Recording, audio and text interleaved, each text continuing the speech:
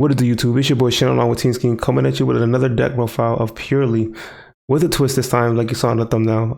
Yeah, we got 6 at the regional this weekend in Greenville, South Carolina. Shout out to the side deck. They held a very good regional per usual, but we're just gonna get right into it.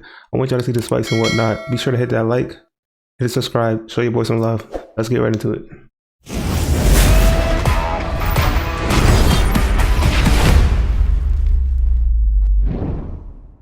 All right, so yeah, you heard it here first. We played Purrely Sprite, and the deck, you performed very well. I wish I did better. Unfortunately, I got 2 draws. It was a 9-run regional. I got 7 wins and 2 draws. We'll get into that later. But yeah, this was the list. We'll get right into it. Let's hop right into it. If you got any questions, obviously ask questions in the comment section below. But I'll try to keep this quick as possible, but also get into a little bit of detail, but not get too crazy here, guys. So yeah, started off with the Purrely engine. For the monsters, we got 3 Purrelys and 3 Purrelys. Don't gotta go into that. It is what it is. Then for the Nimble, we played the Nimbles. Played 3 Angler, 3 Beaver, 1 Sunfish. Debating on playing the second Sunfish, guys. I don't know yet. We're still cooking, right? Nimble is crazy with any Purrely card. Obviously, discard it, combo, right? And then Sunfish is for to combo later when you hard draw Nimble and you want to send Nimble later again, because Nimble is not once per turn. It's one of those old Yu-Gi-Oh cards with Spread. You're able to summon 2 more bodies because obviously you can't play 4 beavers, right? So that's what the Sunfish is there for. And then for the Sprite monsters, it's just 1 of each. Keeping it short and simple. Don't want to play too many copies. 1 was pretty much enough. Yeah, that was pretty much that. And then for the Purrely cards, don't gotta go into detail. It's Purrely, 3 of everything. And then the 1 of obviously memory. And then for the non-engine, I opted to play 3 droplets, 3 triple T's. Just my choice, got experience with these cards. It was a meta call for the regional. Very good call at that point. And then we also got the Smashers, the starter to round up the Sprite cards, and then the 2 Purrely traps. I'll get more into detail on why I wanted to play 2 of those here in a bit, guys. I got you guys. I won't leave y'all hanging, right? Next, for the extra deck, I played 1 Zeus, 2 Noir, 2 Happiness. Happiness is the best card in extra deck, by the way. It's just nuts. Then I played 1 Beauty. It hurt so much to cut it down to 1, but it needed to be done. I did not miss the second one at all. Then I played 1 Noir, 1 Plump. That's it for the Purrelys. And then for the Sprite, we obviously played the 1 Gigantic. All you need is 1. If you find yourself in a predicament where you think you need a second one, you probably already lost that game. Then we played the 1 Mannequin Cat. This card's insane for OTKs and whatnot. The 1 Downer for Zeus, the 1 Princess Sprite. I think I only summoned her once the entire day, but it won me the game when I did summon it because I'm a monster. And I top deck Harpy's Feather Duster, Harpy's Feather Duster off of it. Then for the links that I summon every single game, the Underworld Goddess, IP, Sprint, right? Next for the side deck, honestly, I hated my side. I hated 6 cards on my side. Those 6 cards being the 3 Nibiru's and the 3 Drolls. I never sided them in. Actually, I sided in Droll once, maybe once or twice. Never sided in Nib because I just didn't want to, because I didn't want to lose to Thrust or Talents. And then Droll, I never sided it in going second. I only sided in going first because again, didn't want to lose to Triple T and Thrust. So I wish I didn't play those cards, honestly. Then I played 3 Cosmics and 3 Eclipse. I've sided these in a lot. Eclipse is clutch, as well as the Cosmics for pesky floodgates. And then behind those, we get the 2 Feather Dusters. The 1 Feather Duster and the 2 Lightning Storms to round up. The side, again, like I said, for the side, only changes I would make. Side is always a format. It's always an event call, so gotta make your call accordingly. But for that event, I wish I didn't play Niv and Drone, right? I just didn't want to side in hand traps because I didn't want to lose to Triple T. Especially in a run full of Chimera. Like, I'm already losing a card, right? They already wrote a card on my hand, and then I'm gonna hand trap you, and then you're gonna triple to me as well. Like, that didn't sit right with me. So I didn't side in any hand traps except when I'm going first, and it worked out pretty well. To go into slight detail, like I said earlier, one of the things I did I played double trap because 1, I wanted to be able to grind as much as possible, worst case scenario. 2, drawing the trap is kind of insane when you plan on playing into Nib accordingly, because with this version of the deck, you do actually run out of Purrelys pretty fast. So having trap in your hand, pitching it, getting nibbed, and then shuffling your Purrelys back into the deck that same turn to then continue to keep going is pretty nuts. Also, if you don't get nib and you want to keep some of the Purrelys and you got the trap engrave, it just lets you get more greedy. And you know, I'm a greedy guy, so we're gonna keep doing that, right? Another call was droplets. Droplets was really good. It overperformed, honestly. Droplets and nimble angler is like GG against most decks. So yeah, it was just crazy. And then same thing with Triple T, going first or second. You know, I predicted a lot of Unchained, Chimera. Yeah, pretty much those two decks, and you know, and it was pretty much that.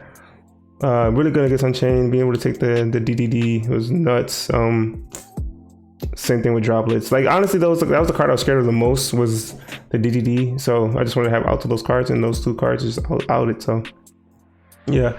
And then for the Sprite, again, I'm not gonna go too crazy much into detail, guys.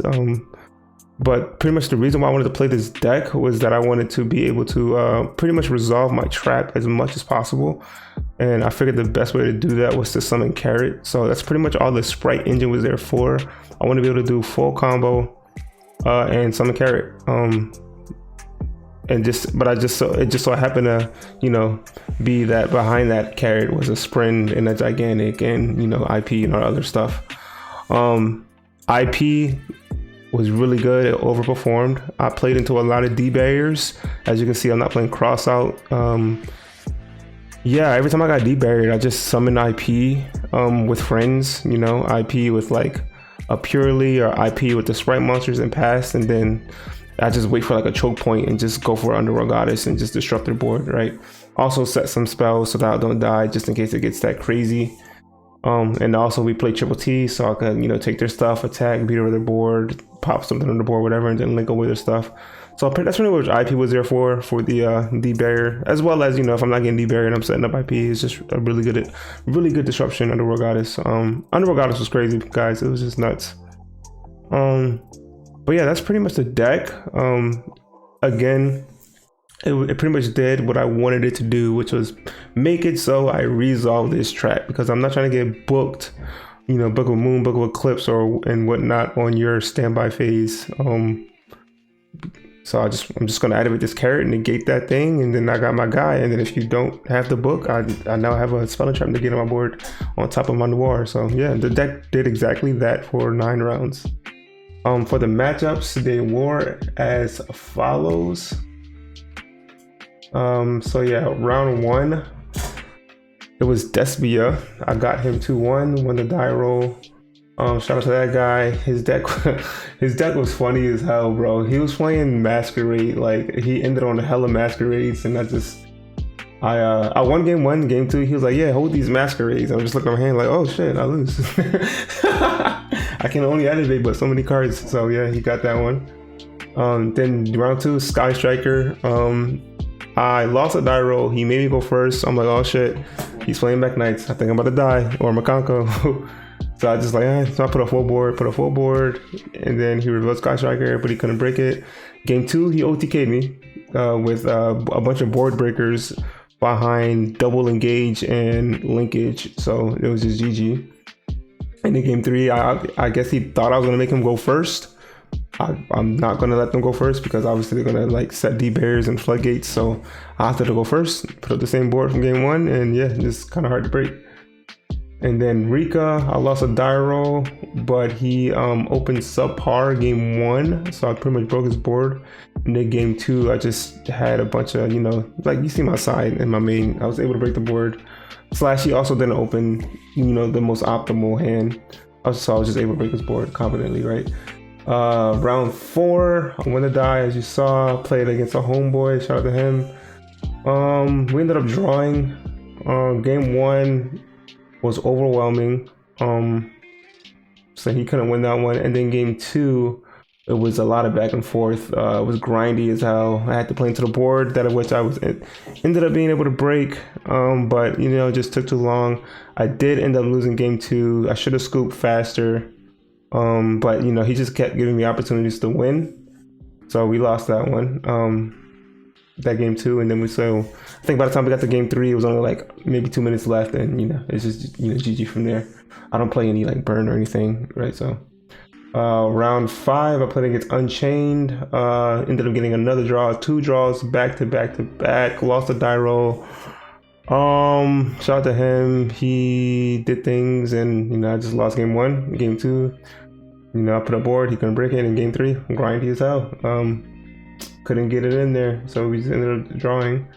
Round 6 against another Unchained player. Nothing crazy there. Built like you saw, I pretty much built my deck to be able to beat that deck as much as possible, as I thought it was gonna be one of the most popular decks. Honestly, it wasn't even that popular at the regional though. But yeah, the matchup was definitely my favorite, so I got that one. And then round 7, I played against Tier, the first Tier of the day. Though I did see a lot of Tier in the room. I got him 2-0. Yeah, the board is just. Yeah, I won the die roll. He can't break the board, and then going second, game 2. Like I said, I'm playing no hand traps. Let you do full board. I got all these board breakers, so yeah, bye board. Eclipse was crazy. Yeah, it was just crazy, right? Round 8, Despia again.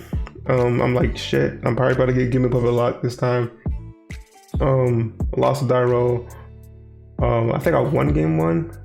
I'm pretty sure I won game 1. I'm pretty sure. I want to say, yeah, I won game 1.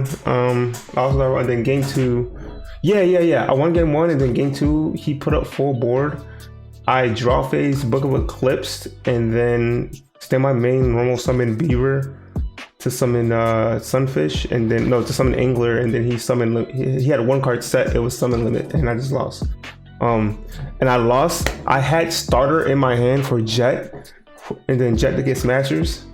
But I also had Jet, so like I lost. Like there's just no. I'm not reading summon limit. If anything, I'm reading there can be only one. Peekaboo. Actually, that's what I was playing around. I'm like, he got 1 set. It's a floodgate. It's Peekaboo. Because that's what it usually is with Despia. But it was summon limit, so I just lost, right? Yeah. Had I not activated Beaver and just summon the Jet, like I win. I immediately win. But it was summon limit, so yeah, GG. And then. The last round, Lab, I won the die roll. Shout out to Lab. I hate that deck so much. It was pretty grindy. Yeah, I guess you could say it was grindy. Actually, it was definitely grindy. Game 1, I put up the board, couldn't break it. Game 2 was grindy. It was very grindy, but he ended up getting it.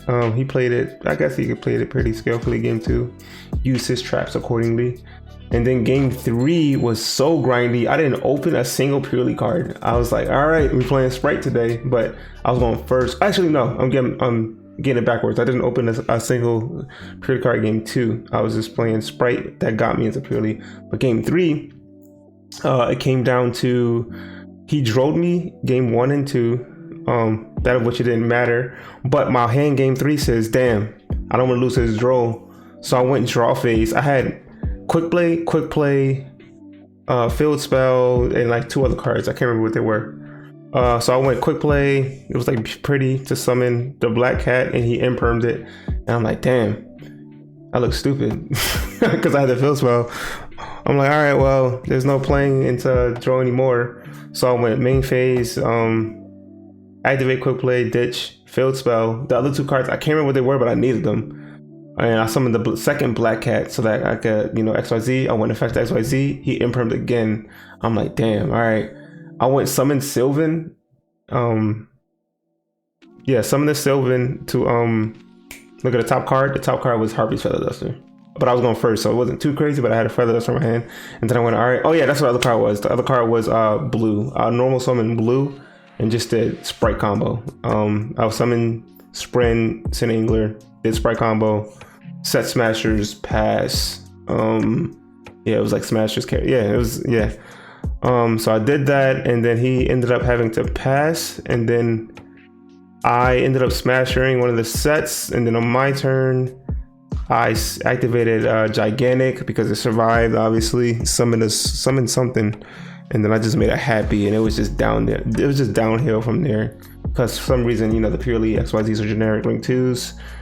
So I was just able to get a lot of advantage, and then yeah, it was just GG. But yeah, it was an awesome regional. The deck, like I said, did what I wanted to do, which allowed me to, resolve my trap as much as possible.